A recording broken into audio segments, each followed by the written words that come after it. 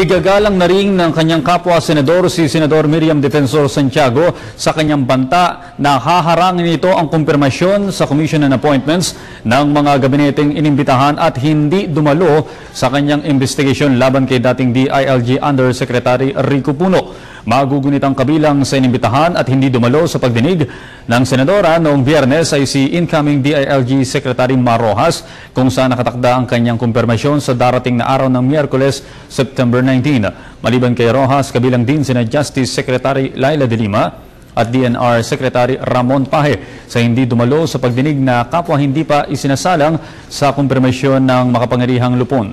Ayon kay Senador Ping Lacson, may karapatan si Santiago na i-invoke ang Section 20 para harangin ang kumpirmasyon ng sinumang miyembro ng gabinete sa CA. At para naman sa ating Panahon TV Express, narito muli si April Enerio. April?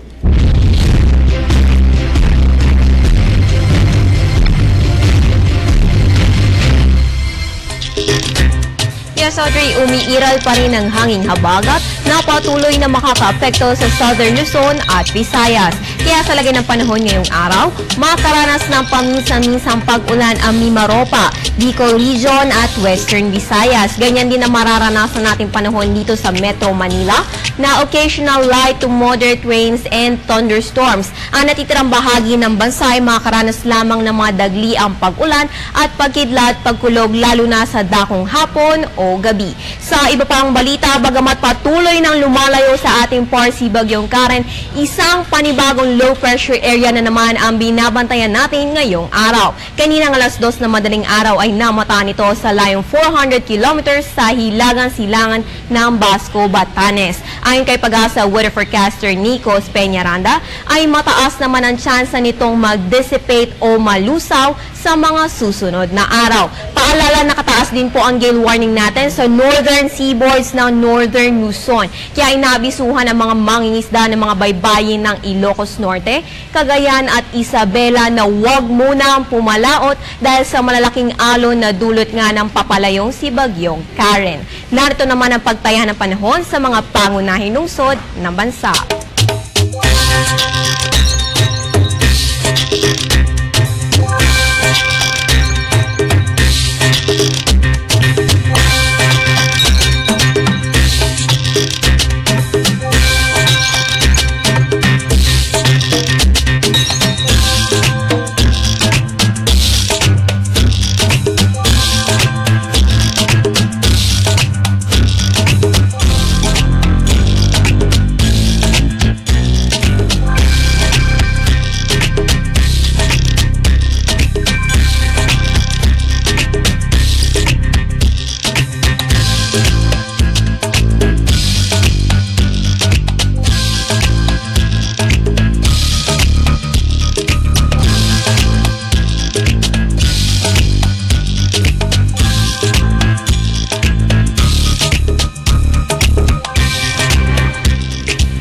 Magbabalik ang Panahon TV Express.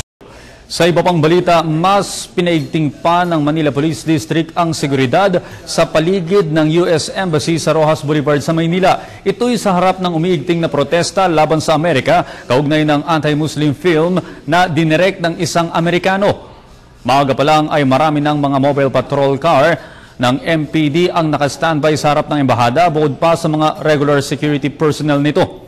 Bukod sa regular security force at PNP Special Action Force, itinilaga na rin ang MPD District Mobile Force sa lugar at dinagdagan pa ang nagpapatrulyang District Mobile Unit.